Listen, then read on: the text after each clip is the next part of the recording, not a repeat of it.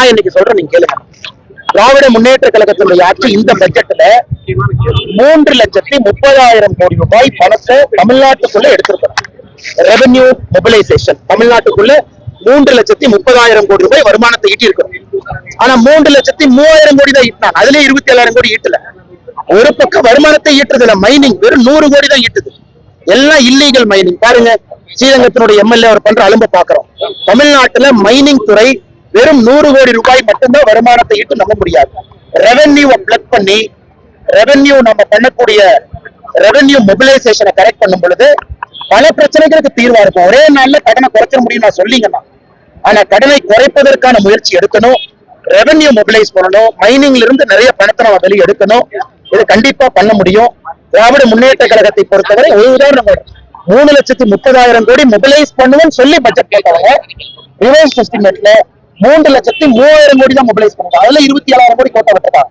அதையெல்லாம் செய்யும் பொழுது கடன் சுமையை சரி செய்ய முடியும் என்கின்ற நம்பிக்கை இருக்கு. அதே நேரத்துல இது ஆரோக்கியமான அரசியலான்னு கேட்டா ஆரோக்கியமான அரசியல் தான் நேரத்துக்கு தேவைப்படுது.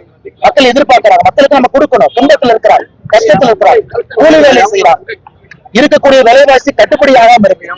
பணக்காரங்களா இருந்து நம்ம சேர்ல இருந்து பார்க்க கூடாதுங்கன்னா, கார்ல போறவங்க, ட்ரெயின்ல போறவங்க, பிளைட்ல போறவங்க, நடந்து போறவங்க, எத்தனையோ தரப்பட்ட மக்கள் இருக்கிறாங்க. அரசியல் என்பது எல்லோருக்கும் பொதுவாகவாக இருக்கிறார். அதனாலதான் இந்த 10,000 ரூபாயாக இருக்கட்டும், பெண்களுடைய ஊக்கத்தொகை அதிகப்படுத்துவதாக இருக்கட்டும், எல்லோரையும் முன்னேற்ற வேண்டும் என்கின்ற கருத்து தான். ஏன்னா பாரதிய ஜனதா கட்சி நாம மகாராஷ்டிரா 2,100 ரூபாய் கொடுக்கிறோம். பல மாநிலத்தில் நம்ம 2,000 கொடுக்கிறோம். ஏன்னா இதையெல்லாம் அறிந்துதான் மோடி அவர்களும் இதற்கு உறுதுணையாக நிற்கின்றார்.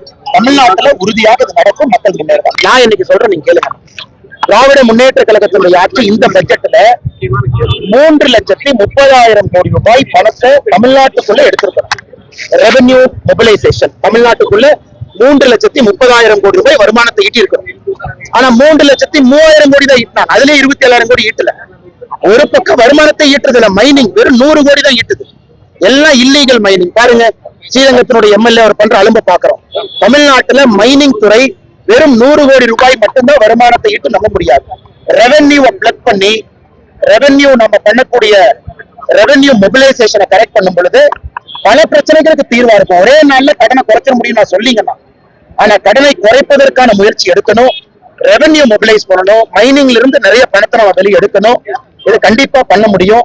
திராவிட முன்னேற்ற கழகத்தை பொறுத்தவரை ஒரு உதாரணம், 3,30,000 கோடி மொபிலைஸ் பண்ணுவோம்னு சொல்லி பட்ஜெட் கேட்டவங்க ரிவைஸ் எஸ்டிமேட்ல 3,03,000 கோடி தான் மொபிலைஸ் பண்ணுவாங்க. அதுல 27,000 கோடி கோட்டை விட்டுருக்காங்க. அதையெல்லாம் செய்யும் பொழுது கடன் சுமையை சரி செய்ய முடியும் என்கின்ற நம்பிக்கை இருக்கு. அதே நேரத்துல இது ஆரோக்கியமான அரசியலான்னு கேட்டா ஆரோக்கியமான அரசியல் தான் நேரத்துக்கு தேவைப்படுது. மக்கள் எதிர்பார்க்கிறாங்க. மக்களுக்கு நம்ம கொடுக்கணும். துன்பத்தில் இருக்கிறாங்க, கஷ்டத்தில் இருக்கிறாங்க, கூலி வேலை செய்யறாங்க. இருக்கக்கூடிய விலைவாசி கட்டுப்படி ஆகாம இருக்கு. பணக்காரங்களா இருந்து நம்ம சேர்ல இருந்து பார்க்க கூடாதுங்கன்னா, கார்ல போறவங்க, ட்ரெயின்ல போறவங்க, பிளைட்ல போறவங்க, நடந்து போறவங்க, எத்தனையோ தரப்பட்ட மக்கள் இருக்கிறாங்க. அரசியல் என்பது எல்லோருக்கும் பொதுவாகவாக இருக்கிறார். அதனாலதான் இந்த 10,000 ரூபாயாக இருக்கட்டும், பெண்களுடைய ஊக்கத்தொகை அதிகப்படுத்துவதாக இருக்கட்டும், எல்லோரையும் முன்னேற்ற வேண்டும் என்கின்ற கருத்து தான். ஏன்னா பாரதிய ஜனதா கட்சி நாம மகாராஷ்டிரா 2,100 ரூபாய் கொடுக்கிறோம். பல மாநிலத்தில் நம்ம 2,000 கொடுக்கிறோம். ஏன்னா இதையெல்லாம் அறிந்துதான் மோடி அவர்களும் இதற்கு உறுதுணையாக நிற்கின்றார். தமிழ்நாட்டுல உறுதியாக இது நடக்கும். மக்கள் முன்னேறும்.